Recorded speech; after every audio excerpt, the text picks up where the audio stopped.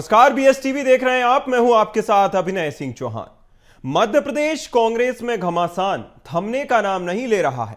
नेताओं और कार्यकर्ताओं को थोक में भेजे गए नोटिस अब पार्टी के लिए नई मुसीबत बनते जा रहे हैं। अब खुद सीनियर नेता डॉक्टर गोविंद सिंह ने इस नोटिस प्रथा को गलत बताया है।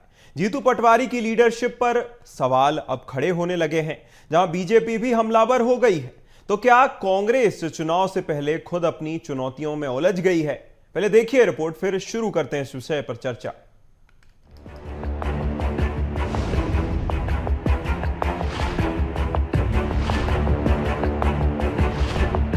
कांग्रेस नेताओं और कार्यकर्ताओं को नोटिस दिए जाने पर बवाल मचा हुआ है। नोटिस को लेकर पहले नेताओं ने विरोध किया, अभी लड़ाई दिग्गज नेताओं तक पहुंच गई है। पूर्व नेता प्रतिपक्ष डॉक्टर गोविंद सिंह ने पार्टी को समझाइश देते हुए कहा, कांग्रेस नेताओं कार्यकर्ताओं को छोटी छोटी बात पर नोटिस नहीं देना चाहिए। नोटिस प्रथा कांग्रेस में बंद होना चाहिए। इस संबंध में मैंने जीतू पटवारी से बातचीत की है। जहाँ तक सवाल नोटिस का है तो मेरी तो सोच है कि कांग्रेस पार्टी इस वक्त संघर्ष के दौर में है। कांग्रेस पार्टी के हमारे नेताओं को छोटी छोटी बातों पर नोटिस नहीं देना चाहिए। पहले भाईचारा है, आगे बुला के पूछे, समझाएं। जब व्यक्ति अनुशासन तोड़ने लगे कहने के बाद तब इस प्रकार की कार्रवाई करने की नोटिस प्रथा कांग्रेस में बंद होना चाहिए। इसकी मैं अपने नेता माननीय जीतू जी से अपील करता हूँ। मध्य प्रदेश कांग्रेस में नोटिस प्रथा पर घमासान। नोटिस के खिलाफ दिग्गज नेताओं ने खोला मोर्चा। नेताओं कार्यकर्ताओं के नोटिस पर मचा बवाल। कांग्रेस में मचा घमासान, जीतू पटवारी परेशान। बीजेपी ने जीतू की लीडरशिप पर खड़े किए सवाल। कांग्रेस नेता डॉक्टर गोविंद सिंह ने नोटिस प्रथा को बताया गलत। कांग्रेस में मचे घमासान के बीच नेताओं कार्यकर्ताओं को नोटिस देने पर पूर्व मंत्री डॉक्टर गोविंद सिंह के बयान पर भारतीय जनता पार्टी ने तंज कसा है। बीजेपी प्रवक्ता शिवम शुक्ला ने कहा, कांग्रेस में जीतू पटवारी के खिलाफ बगावत है। जीतू पटवारी पर सवाल उठ रहे हैं। पटवारी की कुर्सी जल्दी जाने वाली है। अरुण यादव हो, कांतिलाल भूरिया हो या स्वयं कमलनाथ जी हो, सभी ने जीतू पटवारी के खिलाफ एक ऐलानिया बगावत का ऐलान किया है। और हम सब लगातार देख रहे हैं कि कांग्रेस पार्टी एक संकटग्रस्त स्थिति में मध्य प्रदेश में आज पहुंच चुकी है। कांग्रेस पार्टी के संगठन में जीतू पटवारी और उमंग सिंगार का जो निकम्मा नेतृत्व है उसको लेकर के विरोध है। और स्वाभाविक तौर पर जो नेतृत्व मध्य प्रदेश के अपने कार्यकर्ताओं नेताओं का विश्वास नहीं जीत पा रहा, वो मध्य प्रदेश की जनभावना के साथ कभी नहीं जुड़ सकता। और इस स्थिति में कांग्रेस पार्टी मध्य प्रदेश में अपने बचे हुए जनाधार को खोती हुई चली जाएगी और जीतू पटवारी की कुर्सी भी अब बहुत जल्द छिनने वाली है।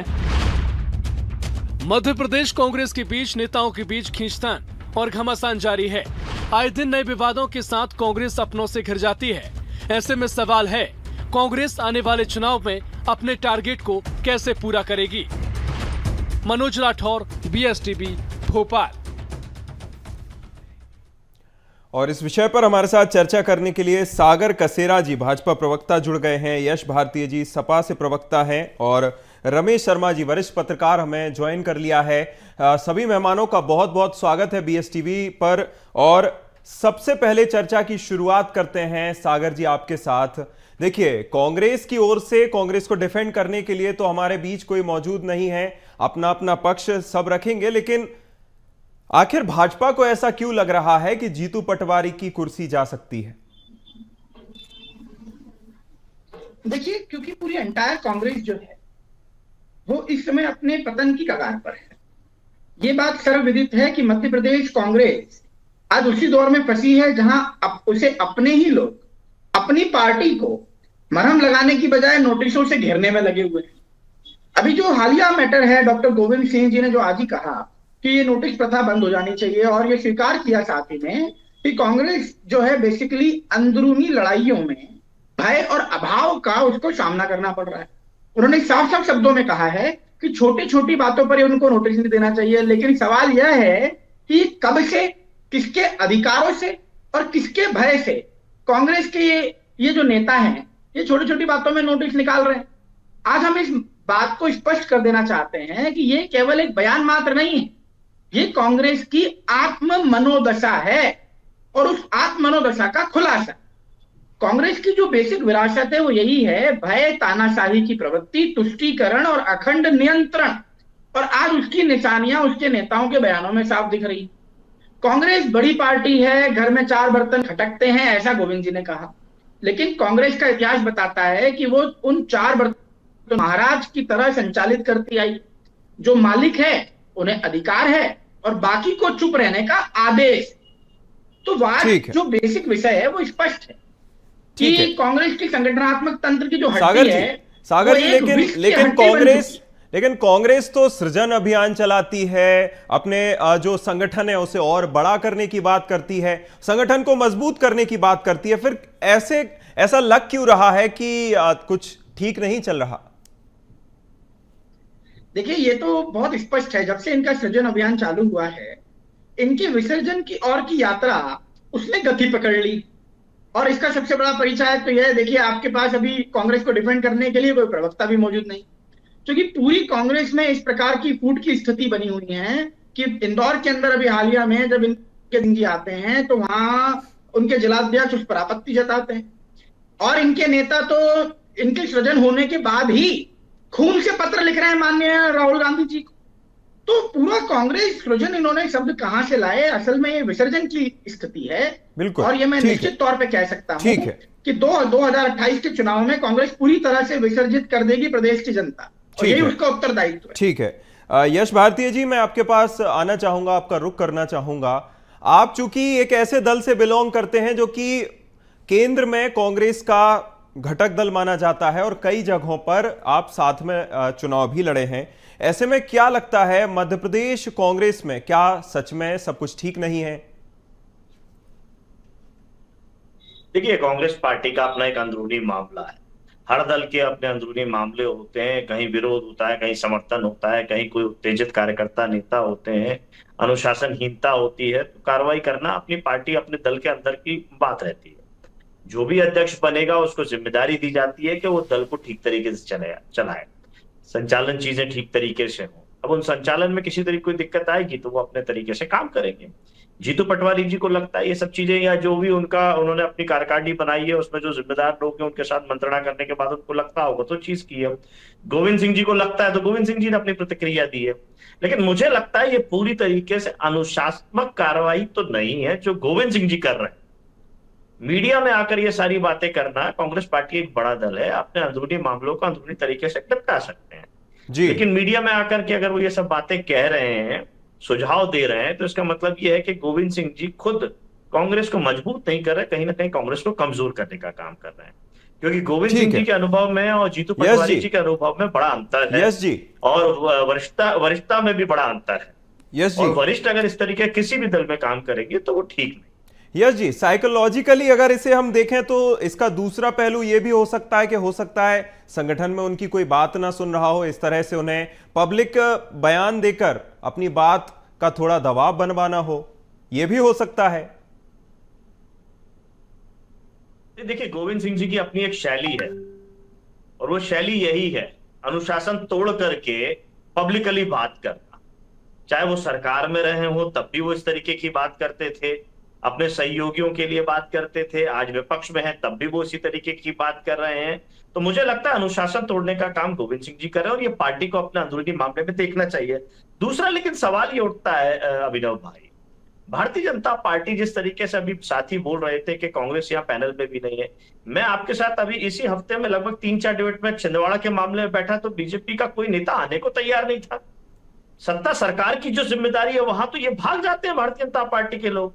ये तो संगठन की बात है, कांग्रेस पार्टी भेजेगी नहीं भेजेगी संगठन का अपना मामला है, उसमें अन्य पक्ष रखना है नहीं रखना छिंदवाड़ा के विषय पर लेकिन सरकार कई डिबेट तो मैंने खुद ली है। ठीक है, अब देखिए ये अनुशासन आपके साथ क्या हुआ मुझे नहीं पता, छिंदवाड़ा के विषय पर कई डिबेट तो मैंने खुद लिया है जी। ये अनुशासन की मैं बात कर रहा था। ठीक है, यस जी। उदाहरण देके सीधे तौर पर बताया कि डीएसटीवी ने जब छिंदवाड़ा के यस जी यहाँ मैं थोड़ा कोर्स करेक्शन कर देता हूं। यस जी, आपने जैसा कहा कि छिंदवाड़ा वाले विषय पर प्रवक्ता नहीं बैठते, तो प्रवक्ता तो बैठते हैं, भले ही मंत्री कभी कभी दिखाई नहीं देते, वो बात अलग है। चलिए चर्चा को हम आगे बढ़ाते हैं। यश जी, यश जी, फिर आपके पास वापस आएंगे, आपके पास वापस आएंगे। यश जी, चर्चा को हमें आगे बढ़ाना है, विषय दूसरा है। देखिए बिल्कुल पार्टी का कोई नेता नहीं बैठा। बिल्कुल आगे बढ़ाते हैं, फिर चर्चा आगे बढ़ाते हैं। रमेश जी, आपसे पूछना चाहूंगा, जिस तरह से नोटिस आया, फिर नोटिस पर नोटिस आए और थोक में नोटिस आ गए, और जिसके बाद अब पूर्व मंत्री को बयान देना पड़ा, दिग्गज नेता को बयान देना पड़ा। थोड़ा पथ प्रदर्शित कीजिए, किस तरह आगे कांग्रेस में चीजें रहने वाली हैं। देखिए, मोटे तौर पर ये वाकई इस तरह का ये नोटिस, वो भी 50 नोटिस जारी करना, ये अपने आप में एक आश्चर्यजनक राजनीति है। राजनीतिक दलों में अभिव्यक्ति की स्वतंत्रता रही है, और जिन लोगों को नोटिस जारी किए हैं, इसके अलावा भी कई लोग ऐसे हैं जिन्होंने सार्वजनिक रूप से बहुत बड़ी बड़ी बातें कही हैं। इसी अभी कुछ दिन पहले जिन दोनों मंत्री थे उमंग सिंगार, तो उन्होंने दिग्विजय सिंह जी को लेकर के क्या क्या टिप्पणियां की थी, वो हम सब उसको अच्छे तरीके से जानते हैं। राजनीति में कई बार एक राजनीतिक दल का नेता दूसरे दल में चला जाता है। कई बार परिवार के लोग, जो ब्लड रिलेशन वाले लोग होते हैं, वो दो दलों में होते हैं। दिग्विजय सिंह जी के एक भाई बीच में कांग्रेस में, भाजपा में चले गए थे। खुद मेनका गांधी आप देख लीजिए वो कौन से राजनीतिक दल में है। एक समय रामेश्वर कोसरिया और कन्हैयालाल कोसरिया दोनों पिता पुत्र अलग अलग दलों में रहे हैं। विद्याचरण और श्यामाचरण दोनों अलग अलग दलों में रहे हैं। माधवराव सिंधिया और राजमाता जी अलग अलग दलों में रही हैं। इसके अलावा कई ऐसी घटनाएं घटती हैं, उसको थोड़ा इग्नोर किया जाता है। पिछले दिनों अगर आपको देखा होगा तो जो मैहर के विधायक थे, उनको लेकर के मीडिया में बराबर खूब चर्चा आ रही थी। वो कमलनाथ जी के संपर्क में भी थे, लेकिन पार्टी ने उनको नोटिस जारी नहीं किया था। तो फिर कांग्रेस में तो ये बात, जब से कांग्रेस बनी है 1893 से इसी तरह का खूब संघर्ष चलता रहा। 1907 जो सूरत अधिवेशन था, तो उसमें तो क्या घटा है, और लखनऊ अधिवेशन 1919 में क्या घटा है, वो सारा इतिहास में लिखा हुआ है। लेकिन उसके बाद इस तरह जो नोटिस देना, ये वाकई आश्चर्यजनक है। बुला के लोगों को बात करना चाहिए, और कई बार लोगों को थोड़ा सा ढिलाई भी दी जाना चाहिए। राजनीतिक दलों में ढिलाई देना बहुत आवश्यक होती है। और गोविंद सिंह जी ने जो कहा है, मैं समझता हूँ परिवार के, कांग्रेस के वरिष्ठ हैं, तो उन्होंने वरिष्ठ होने के नाते अपना सुझाव दिया है। मुझे उसमें अनुशासनहीनता उनकी नहीं लगती, वरिष्ठ होने के नाते सुझाव दिया। रमेश जी, मैं इसी सवाल के साथ आपके पास आना चाहता था कि गोविंद सिंह जिस तरह का रवैया अपना रहे हैं, या तो उनकी बात नहीं सुनी जा रही, या फिर संगठन में चूंकि पद जीतू पटवारी को मिल गया है, लेकिन इसके बाद भी नोटिस लगातार जारी हो रहे हैं, इस प्रक्रिया से वह खुश नहीं है। क्या कारण हो सकते हैं? मुझे ऐसा नहीं लगता कि संगठन में उनकी बात नहीं सुनी जा रही होगी। संगठन में निश्चित रूप से उनकी बात सुनी जा रही होगी। और अगर हो सकता है मध्य प्रदेश में कोई एक आध नेता ना भी चुने, तो उनकी दिल्ली में बात सुनी जा सकती है। दिग्विजय सिंह जी उनकी बात सुनते हैं, कमलनाथ जी उनकी बात सुनते हैं, लेकिन चूंकि वो एक मुखर व्यक्ति हैं, कई वक्त एक व्यक्ति जहाँ से आता है, वो चंबल के क्षेत्र से आते हैं, तो चंबल का क्षेत्र थोड़ा सा मुखर होता है, तो वो उसी मुखरता के साथ उन्होंने बात कही है। हालांकि कई बार उनके कथन से उनको खुद भी परेशानी हुई है, लेकिन हर व्यक्ति का एक अपना स्वभाव होता है, वो उस तरीके से बात करता है। जैसे कांग्रेस में लक्ष्मण सिंह अपना ढंग से बात करते थे, तो साहब, या एक बड़े नेता थे जो अब नहीं है, सिर्फ भानु सिंह सोलंकी, वो अपने ढंग से बात करते थे। तो इस तरीके से लोगों को बात करने का अंदाज रहता है। मुझे ये नहीं लगता कि उनकी पार्टी में बात सुनी नहीं जा रही होगी, उनकी बात बिल्कुल सुनी जा रही होगी। मेरी दृष्टि में एक वरिष्ठ होने के नाते उन्होंने ये सुझाव दिया है। जी बिल्कुल, कहीं ना कहीं सुझाव तो दिया है, लेकिन जिस तरह से सार्वजनिक तौर पर उन्होंने सुझाव दिया है, इसको लेकर कई तरह की अटकलें लग रही हैं।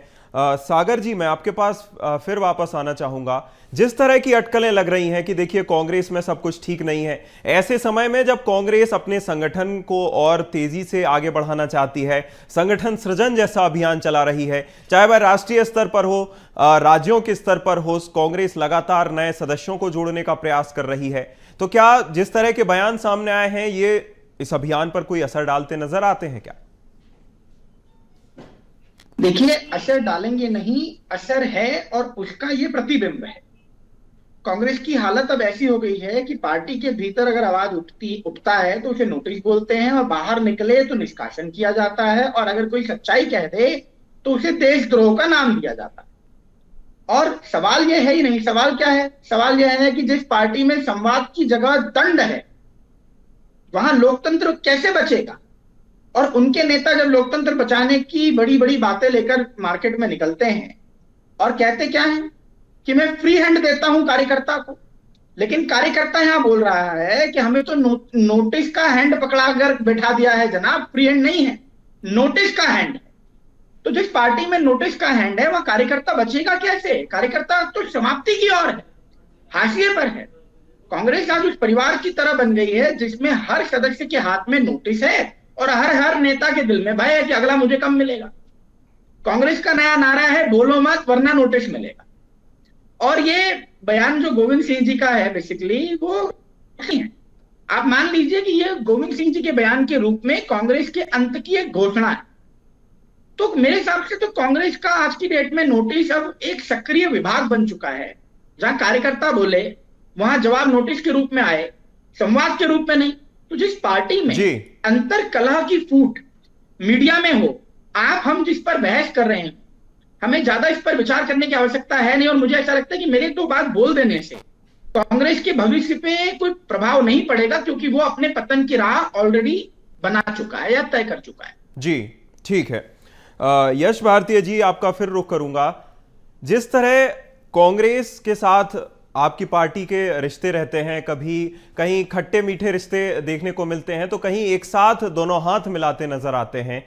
क्या लगता है जिस तरह के बयान मुखर तौर पर, मान लीजिए मुखर नेता हैं अगर गोविंद सिंह जी इस तरह के बयान देते हैं तो संगठन पर प्रभाव नहीं पड़ेगा? देखिए, मैं शुरुआत में बोल चुका है इस बात को कि कांग्रेस पार्टी का अपना एक अंदरूनी मामला है, वो वरिष्ठ है, सार्वजनिक रूप से सब बातें नहीं करनी चाहिए। जो अंदर बात हो सकती है वो अंदर करनी चाहिए, जो बाहर करने लायक बात है उसको बाहर करना चाहिए। अब भारतीय जनता पार्टी के साथी यहाँ नैतिकता की बातें और दूसरी बातें कर रहे हैं। मैं ये जानना चाहता हूं कि नोटिस परंपरा जो भारतीय जनता पार्टी के अंदर है, विजय शाह को आपने कौन सा ऐसा नोटिस दिया जो उन्होंने सुधार किया? क्या आवश्यकता है भारतीय जनता पार्टी के अंदर या मंत्रिमंडल के अंदर उस आदमी की जो धर्म के आधार पर हमारी फौज का अपमान करे? या अन्य समय समय पे उन्होंने ऐसे वक्तव्य दिए शिवराज सिंह चौहान जी के लिए, निजी तौर पे उनकी पत्नी के लिए लेकर के मंच पे बात करी उन्होंने, क्या कार्रवाई करी भारतीय जनता पार्टी ने? तो ये हम देखते हैं कि देखिए, और भिंड में तो हमने देखा विधायक और कलेक्टर आपस में ही लड़ रहे थे। भिंड के विधायक भिंड के कलेक्टर का घर खाली कराने पहुंच गए। तो सरकार और सत्ता में, सत्ताधारी दल में क्या समन्वय चल रहा है? क्या कार्रवाई करी भिंड विधायक के ऊपर? और रवैया उनका वही है भिंड विधायक का। 2 बार वो विद्रोह कर चुके, वो हमारी पार्टी से लड़ भी चुके, एक बार इसीलिए भारतीय जनता पार्टी हार भी गई चुनाव। तो रवैया क्या रहता है संगठन के रूप में? ये भारतीय जनता पार्टी का केवल दिखावा है। जिसकी जरूरत है उसका बेहतर इस्तेमाल करके उसको फेंक देने का रवैया भारतीय जनता पार्टी। जवाब दीजिए सागर जी। यहाँ इस्तेमाल करना विजय शाह का आवश्यक है, इसीलिए उन्हें फौज और भारत से कोई लेना देना नहीं है। जो चाहे अपमान करने की कार्रवाई भारतीय जनता पार्टी में करने की समस्या ये है तो मुझे बता कि आपने अपने पूरे नाम में भारतीय लगाया है, लेकिन आपके विषय में भारतीयता की कमी दिखाई देती है। आज की डेट के अंदर यश भाई, कांग्रेस का साथी होना इतना आसान काम नहीं। कांग्रेस के पक्ष में जवाब भी देने पड़ते हैं, जिल्लतें भी सुननी पड़ती हैं, और विपक्ष का ऐसा घिनौना चेहरा भी सामने आ जाता है जिसके मापदंड पे, जिसमें उसकी सच्चाई भी उजागर होती। आप जिन विषयों पर आरोप या प्रत्यारोप लगाते हैं, हो सकता है यही आपके घटक दल की या संगठन के आपके संगठनात्मक धर्म का एक कोई विषय पर आपका एक आप मान लीजिए अभिव्यक्ति की आपकी आजादी, लेकिन आपको जलेबी इमरती की जरूरत ही नहीं है। जलेबी और इमरती की जरूरत नहीं है, क्योंकि आपने इमरती का नाम ले लिया। तो जब इमरती जी को अरे बताइए, मैं बताता हूँ ना आपको, जब माननीय इमरती देवी को आपके नेता भद्दी टिप्पणियां करके बातें करते हैं, उस पर आपने कोई जवाब क्यों नहीं दिया आज तक? अभी माननीय मोदी जी को जो गालियां दी गई मंच से मां की, उस पर आप जवाब देते थे ना। अभी आपके नेता हैं, मैं पूछ रहा हूँ ना आपसे। अरे आप तो भारतीय है ना, आप तो गर्व से भारतीय लगाते हैं। जब कांग्रेस के नेता ये बोलते हैं, कांग्रेस के नेता जब ये बोलते हैं कि लाडली बहनों को बोरी में भर देना चाहिए, तो यश भाई क्या कहेंगे आप इस बात पर? या सपा का कोई वक्तव्य इस पर आया क्या? आपको अपने दामन में देखना चाहिए, आपको अपने दामन में देखना चाहिए। आप हमें ये ना सिखाएं। देखिए, जब आपके सागर चौकीदार जी, सागर मोदी का परिवार जी, अरे हम तो चौकीदार हैं, हम तो मोदी का परिवार हैं, लेकिन आपको इस बात पे गर्व क्यों नहीं होता कि आप यदि चलिए तो भारतीय सागर जी, बनाने का काम नरेंद्र मोदी जी सागर ने जी, किया है। यस जी, इस तरह लड़ने झगड़ने से कुछ नहीं होगा। एक एक करके अपनी बात रखिए। हम आपके पास, यस जी, आपके पास फिर वापस आएंगे। रमेश जी का रुख करना चाहूंगा। रमेश जी, जिस तरह का, ठीक है, सागर जी आपके पास वापस आएंगे। आपने अपनी बात रखी, यश जी ने अपनी बात रखी। रमेश जी, मैं आपका रुख करना चाहूंगा। जिस तरह का बयान गोविंद सिंह जी की ओर से दिया गया है, वे मुखर हैं। आपने ही कहा कि लगातार वे इस तरह के बयान देते रहते हैं या सार्वजनिक तौर पर अपनी बात रखते रहते हैं। क्या इस बयान के बाद उन्हें ही नोटिस जारी हो जाए तो हो सकता है क्या? नहीं हो भी। इस समय देखिए कांग्रेस जिस रास्ते पर चल रही है और कांग्रेस में जिस तरह की काम हो रहे हैं या स्तर है, उसमें अगर नोटिस दे भी दिया जाए तो आश्चर्य तो नहीं होगा। लेकिन मुझे ऐसा लगता नहीं है कि गोविंद सिंह जी को इस पर कोई नोटिस मिलेगा। और उनको, बल्कि मुझे तो ये लगता है कि उनकी बात को पार्टी इस बात को सुनेगी और बहुत संभव है कि जो नोटिस चले गए हैं वो वहाँ तो चले गए हैं, लेकिन उसके बाद वो कार्रवाई वहीं पर रुक जाए। आगे अगर जिस किसी ने भी नोटिस जारी करने के पीछे कुछ एक्शन सोचा होगा, वो एक्शन वहीं रुकेगा। और उस 50 में से बहुत संभव है एक दो लोग के खिलाफ अगर कार्रवाई हो या एक दो लोग गुस्से में पार्टी छोड़ दें, वो बात अलग हो जाएगी। लेकिन मुझे लग रहा है कि गोविंद सिंह जी के वक्तव्य के बाद ये कार्रवाई यहीं पर रुकेगी, इस बात की मुझे संभावना पूरी दिखती है। अब सत्य क्या है, भविष्य में क्या होगा, वो तो आने वाले समय में दिखेगा। मैं केवल अनुमान के आधार पर इतना ही कह सकता हूँ जी। ठीक है सागर जी, जब कांग्रेस में नए चेहरे या फिर हम कहें युवा चेहरे को मौका दिया गया, तब ये लगा था कि देखिए नए चेहरे हैं और इस तरह अपनी पार्टी को लेकर आगे बढ़ेंगे। लेकिन जितने समय से जीतू पटवारी प्रदेश अध्यक्ष बने हैं, कई वरिष्ठ नेताओं की सामने आई है कि देखिए गुटबाजी है या फिर वरिष्ठों को अनदेखा किया जा रहा है। क्या ये सही है, वरिष्ठों को अनदेखा किया जा रहा है कांग्रेस में? बिल्कुल बिल्कुल सही है और स्पष्ट रूप से जग जाहिर है। और ये भी जग जाहिर है, जिस प्रकार की यश जी अभी बातें कर रहे थे, तो ये बिल्कुल ठीक उसी तरह से है जैसे दो घायल साथी एक दूसरे की मरहम पट्टी कर रहे हैं। आज सपा जो आप बचाव कर रहे हैं यश जी सपा के माध्यम से, ये ठीक वैसा ही है जैसे डूबता नाविक एक दूसरे डूबते को तैरना सिखा रहा हो। सपा और कांग्रेस दोनों आज राजनीति के आईसीयू में भर्ती हैं। एक की ऑक्सीजन यूपी में खत्म हो गई है और दूसरे की मध्य प्रदेश में हो रखी है। तो ये बहुत बेसिक है कि जब संगठन डूबता हो और उसे बचाने का कोई समाधान नजर ना आए, तो सिर्फ आरोप लगाइए, चिल्लाइए, झूठ बोलिए, माहौल बनाइए और लोगों को भ्रमित करने का प्रयास। जवाब दीजिए। मुझे लगता है कि जनता इनकी सच्चाई जान चुकी है। और ये दो युवा जब निकले थे मैदान में, तो उनको भी जनता ने जवाब दिया है। बोलिए। और अब ठीक है, उनके पास युवा भी नहीं बचे, सागर उनकी जी, उम्र बची। ठीक है, बात सुन लेते हैं। यस जी बोलिए। भारतीय जनता पार्टी के शिवराज मंत्रिमंडल में वरिष्ठ कैबिनेट मंत्री थे भूपेंद्र सिंह जी। वो बीडी शर्मा जी को प्रदेश अध्यक्ष ही मानने को तैयार नहीं थे, भाजपा ही मानने को तैयार नहीं थे। वो तो कह रहे थे एबीवीपी से सीधे आ गए, भाजपा में आ गए। क्या कार्रवाई करी भारतीय जनता पार्टी ने? संगठन की बातें कर रहे थे, अनुशासन की बातें कर रहे थे। और भी तमाम ऐसे नेता हैं जो तमाम आरोप लगाते रहते हैं, उन पे क्या कार्रवाई हो जाती है? मैंने भिंड का उदाहरण बता दिया, मैंने विजय शाह का उदाहरण बता दिया, भूपेंद्र सिंह का बता देता हूं। क्या कार्रवाई मैंने कहा कि जब ऑक्सीजन यूपी में खत्म हो गई, करने वाली एक की मध्य प्रदेश में खत्म हो गई, अब दोनों एक दूसरे की सांसें साझा करके संघर्ष का नाटक कर रहे हैं। लेकिन संघर्ष तो यहाँ बचा ही नहीं, समापन की। सागर जी, यश जी, ठीक है। रमेश जी, मैं आपका फिर रुख करना चाहूंगा और फाइनल कमेंट चाहूंगा कि जिस तरह ये अब फिलहाल बयानबाजी हमें देखने को मिल रही है, अनुशासन की बात करें तो राजनीतिक पार्टियों के लिए इमेज बिल्डिंग बड़ी बात होती है। क्या इस तरह की बयानों से इमेज खराब होती है पार्टियों की, और आगे क्या? देखिए, मोटे तौर पर मुझे लगता है कि इस तरह के बयानों से पार्टियों की कोई इमेज खराब नहीं होती।